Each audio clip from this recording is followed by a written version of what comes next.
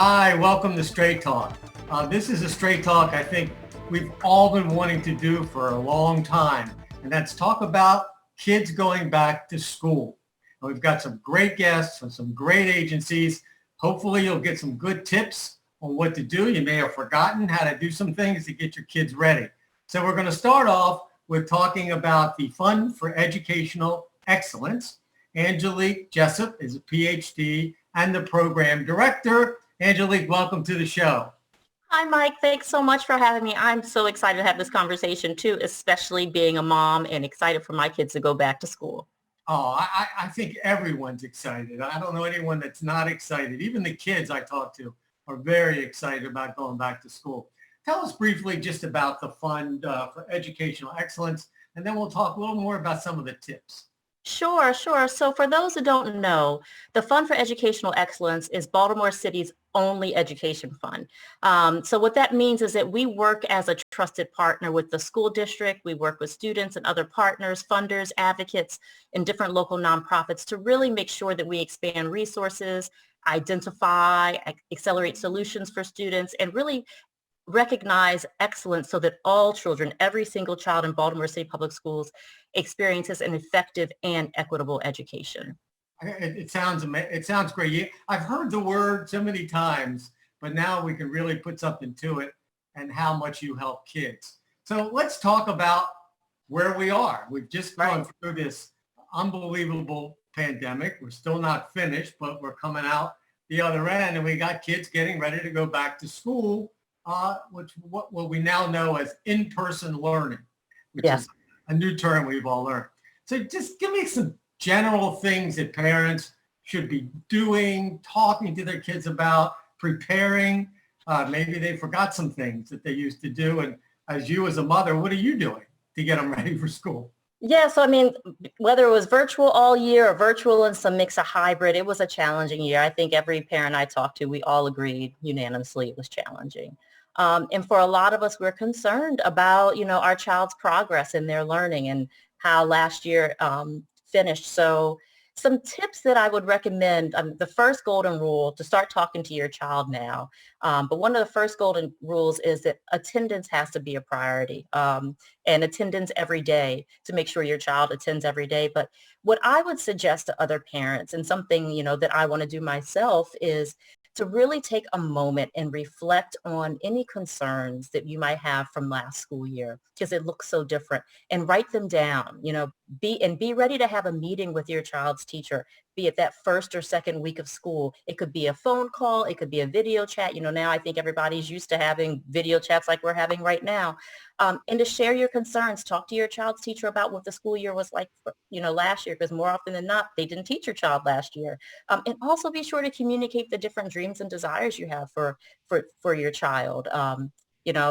Whether they struggled with something, whether you learned something about what type of learner they were through the virtual and hybrid school year. And when you go to that back to school night, make sure that you ask questions, and don't just ask questions about like what the routine is going to be, how the school year might look different with different safety standards and social distancing, but also make sure that you ask questions about what the academics looks like for that school year. What is your child or what are your children going to be learning throughout the school year, and what should they actually be mastering?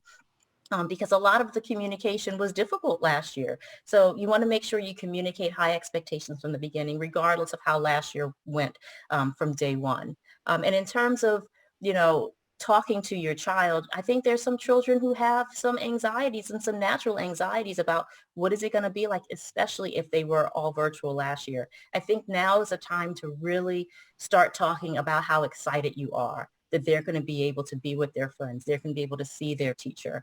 They're going to be able to play and engage with their friends in a different way. And I think as a parent, when you can set that tone of excitement and that you're excited for how they're going to learn, how they're going to grow, all the things that's going to happen in, I don't know, second, third, fourth grade, sixth grade, whatever grade they're entering.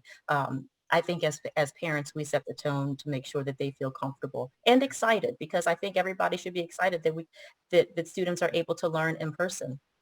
Definitely. I think that's critical to show everybody's into this and support our kids. You hit on two things that I think are so critical: attendance and back to school night. because, Yes. I work with a lot of schools, and that back to school night is a really important night for parents to meet teachers, find out what their kids are doing, get connected with the school. And then the other part you mentioned is number one, which is show up. Yes. Attendance, really important. Yeah, very important. And, I think back to school night's going to look so different this year because so many different procedures are going to have to be explained. So, families should take that in and make sure that they can communicate that to their children in a way that their children feel supported and safe. But like I said, our kids are in school because we want them to progress and we want them to grow academically. So to make sure that all the conversations about social distancing and safety, we don't want to lose the academics in the back to school night. We want to make sure that families can say, hey, what are the milestones? What are we really trying to do in this school year? What at the end of the school year, what should I be like? What should my big goalpost be for my kid did this year? I think it's important that all families do that, especially since there was learning loss that's happened during the pandemic. Yeah, and I think that's critical, the whole learning loss that you talk about and figuring out where they are. For I'm sure. assuming schools will spend a lot of time at the beginning of the year doing some kind of evaluations of where the students are at. Yeah, and I think that's where like advocacy for your child comes into play, right? I think we've all heard when we have little tots that you're your child's first teacher, but that advocacy and that role that you play as a parent doesn't stop whenever they go to, whenever they enter the elementary or middle school doors. So I think it's really important to, what I would say to families is just to communicate to the school about what kind of learner your kid is, what kind of kid you have, what excites them, what they like to do, and also make sure that communication is coming the other way. That build a trusting relationship with your child's teacher so they can also communicate with you about this is how they're engaging in this in the classroom. There might be supports that they can be doing at home. Teachers are superheroes. We learned all that, last year. They're able to wear a million different hats. And one of those How hats. let it go. I mean, that's the important part is that they're excited too. So Yes. Angelique, Jessup, we could talk all day. You're a wonderful guest, and it's so wonderful having you at the Fund for Educational Excellence. We'll all keep our fingers crossed. We'll all work hard and make it a great school year for everybody. So thanks for getting us started and giving such good information. It was a pleasure talking to you, Mike. Thanks so much for having me. And to all the parents, we can do it. Okay, we'll see you next time. All right. Take care. When we come back to Straight Talk, we're going to continue to talk about preparing our kids to go back to school. So stay with us. We're coming right back to Straight Talk.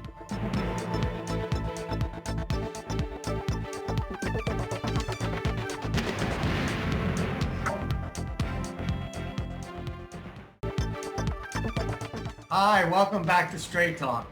We're all excited and we're talking about our kids going back to school for in-person learning.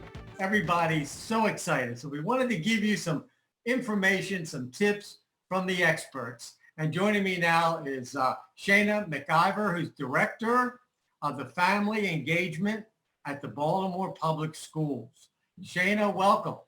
Thank you. Thanks for having me.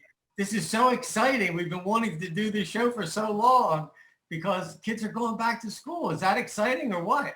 Absolutely. We need our kids back in school, full time, in person. This is a very exciting time. Yeah, this is great. So tell us a little bit about what family engagement, what you're doing, and then we want to talk about some things parents need to prepare for because they had a whole year of not preparing. So we got to remind them of what they need to do. Absolutely. And Mike, I like to say the work that we do in the Family Engagement Office isn't rocket science, right? It's about connecting families as partners in their children's education and academic success and wholeness, right? And so that's what we do. We work with the other academic content owners to make sure that we have a space for families, right? And we build trusting relationships with parents and caregivers so that they have a intricate role in what success looks like for their children. That's what it's all about, is supporting. Absolutely. Okay, if you're talking to some parents and they're saying, what do I need to do? I mean, I know some of the basics, but given that they were out of school, most of them, for at least in-person learning for a Yes. year, what are some things we're asking parents to be especially aware of? Okay. So let me say this. Making decisions about children attending school in the fall may be challenging for some. I'm a grandmother. It was very challenging for our family. We struggled at first. Choosing between in-person learning and virtual was difficult for some based on the unique needs and situations of our families, right?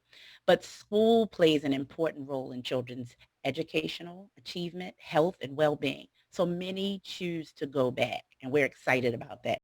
Families should feel confident that schools are required to follow CDC guidelines and have in place preventive measures like testing and safety protocols for them. Families need to also take into consideration that last year took a toll on everyone, students, families, and even educators. So families can expect, at least at city schools, and I'm sure other schools, that those in charge and responsible for making decisions acknowledge the experience that we all just experienced, right, and took part in. And that's why we've trained teachers and staff to be prepared. We have planned support in place to address the social, emotional, and academic needs of our students. So if you have a child, a parent who's concerned that maybe their child really lost a lot of the learning, is there a way of measuring that when they come back? Or teachers, like you said, you've trained teachers, are they able to notice that and kind of take it on an individual basis? Yeah, and so the first thing I would suggest, right, is for parents to know where their children stand. And so in city schools, we have what's called a parent portal. And the parent portal allows families access to their students' grades and progress. So that's a starting point. You need to know where your children are academically. And then families need to trust that their teachers are ready and willing to partner with them, right? They need to seek resources from their teachers in their schools. Here in city schools, we also have a family community engagement call center that families can call into. And we have a family community engagement care specialist ready to receive calls and link them to either school-based resources or citywide resources to help remove any barriers that they may have. I'd also like to call out something I'm really excited about. And I think I know that there are other districts that have resources like this, but this past fall in 2020, we rolled out what's called Family University. It's a one-stop resource for our families where they can access information aligned to city schools priorities, literacy, student wholeness and leadership, and learn best practice for family engagement, how to connect to the academic supports of their students, and how to navigate city school systems. So there are a host of different ways that families can tap in and play a significant role in what their children are doing, even what is happening to other children. Their decision-making bodies in schools like advisories and so forth. We have the school family community council. There's a host of different ways where families can plug in and play, again, an intricate role in what success looks like for their students. And that's probably, other than attendance, parent involvement has to be right up there at number one about making sure not only that their kids get to school, but that they stay on top. Like it sounds like the city school, Baltimore Public Schools, has a lot of different options for parents to stay connected to their child's school. Absolutely. Absolutely. And I want to call out that we believe in city schools that parents have funds of knowledge that we need to tap into. They know their children best, and teachers and educators can learn a lot from parents and what they bring to the table as well. I think everyone's hoping that this is like a new beginning for parent involvement in the schools, that they make sure their children get there and they get involved, because this whole year was just terrible for so many people, that this is like a new beginning and a new opportunity, fresh chance to get back into the schools. I'd say so. And I often reference to the team here at City Schools that this is the most important summer ever, right? As we all know, last school year was pretty tough, but I know that families are preparing and ramping up, and we are here at City Schools as well. We have a host of different resources and activities even happening through the summer where we're partnering with our mayor's office and local agencies to offer family festivals where we give away learning kits We'll also have different grassroots organizations and other community-based partners who will be in the community with us. We want to make sure that families know what we have to offer, know what resources are in place, and know what to expect when this school year, when we go back to school August the 30th. Well, you couldn't ask for a better plug for your agency. You did a great job. And I hope that parents listen and take advantage of the wonderful opportunities that the Baltimore City Public Schools are offering. Shana McIver, Director of Family Engagement for the public schools in Baltimore, thank you so much. Have a great school year. We're all hoping and praying for the best for our kids. So thank you for being on the show. Thank you. It was my pleasure. When we come back to Straight Talk, we're going to continue talking about the health of our children, getting them prepared for school, and what you as parents and family can do to support that. So stay with us. We're coming right back to Straight Talk.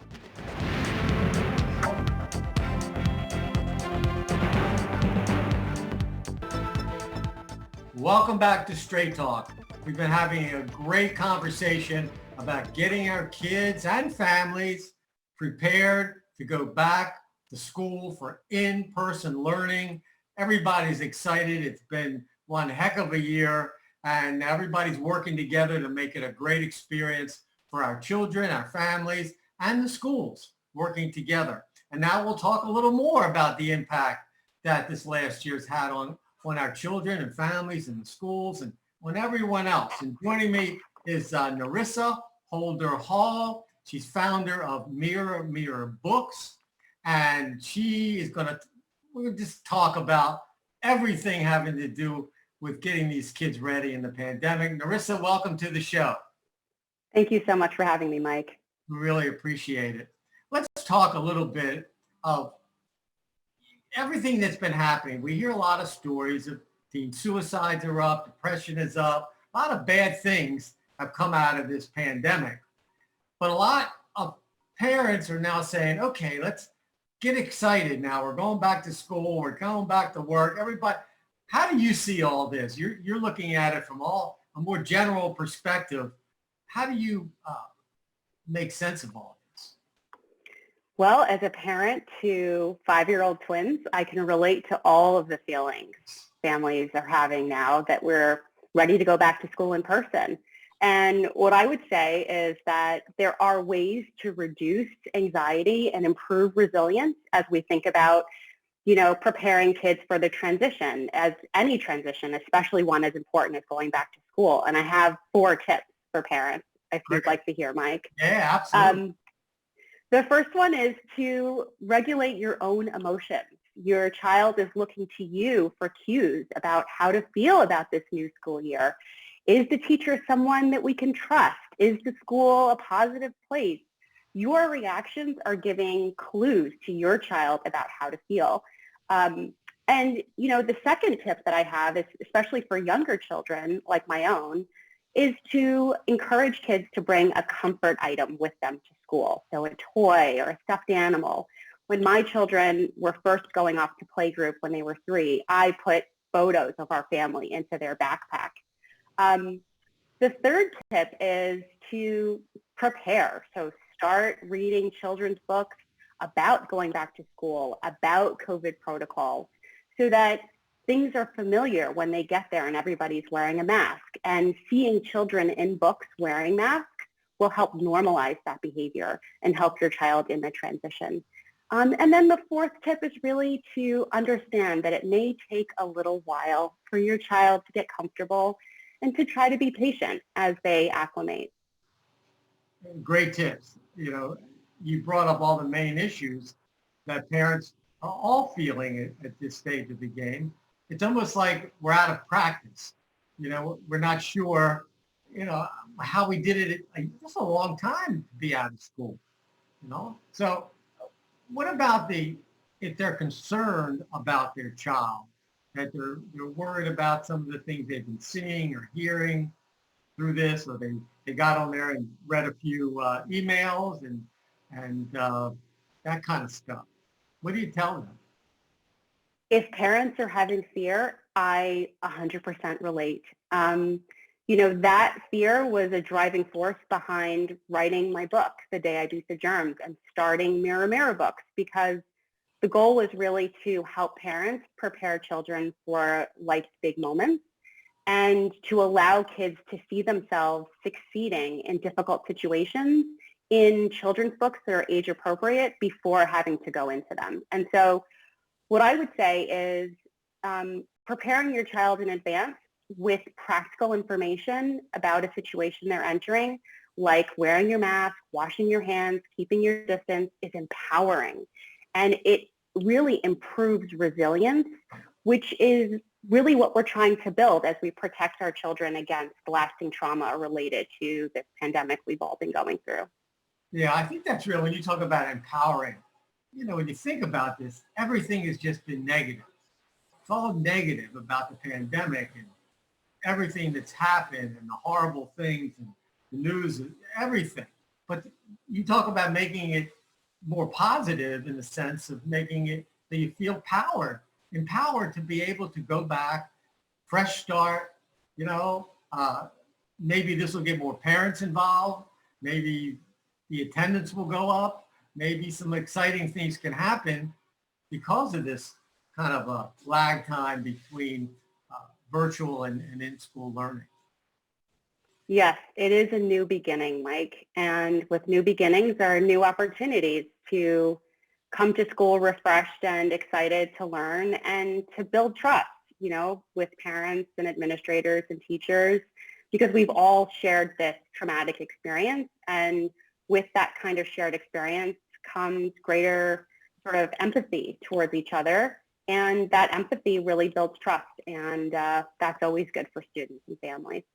Now, you have Mirror Mirror Books.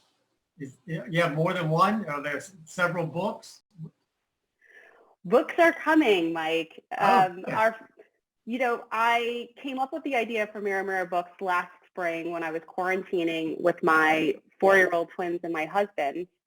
And I had been thinking about an idea for a series of books that would help parents prepare their children for life's big moments and allow kids to see themselves reflected in the books that shape their childhood. So the first book comes in 14 different versions. So no matter your background, you can find a character that looks a bit like your child. And so the plan is to continue releasing titles beyond the pandemic, really focused on milestones like going back to school, like visits to the dentist, other things that make parents' hearts go beat a little bit faster and that kids need a little help preparing for. Oh, that's exciting. So people will be able to see the books and get the books and be able to use them to their advantage. So Nerissa Holder Hall, founder of Mirror Mirror Books. Look out for those books. I guess you can buy them online and all kinds of places. I want to thank you for giving some great tips for all parents and the kids, and we're all hoping and praying for a really good school year. So thank you for giving that great information. It's been my pleasure. Thank you for having me, Mike. Today on Straight Talk, we really focus on getting our children ready, prepared, and as we've heard, empowered to be able to go back to school and get a fresh start. Parents get involved. If you're watching this show, if you've got kids, get them to school. Make sure it's going to be safe. Everything's going to be okay, but you need to be involved. So I want to thank all my guests. Thank you for watching Straight Talk, and we'll see you next time.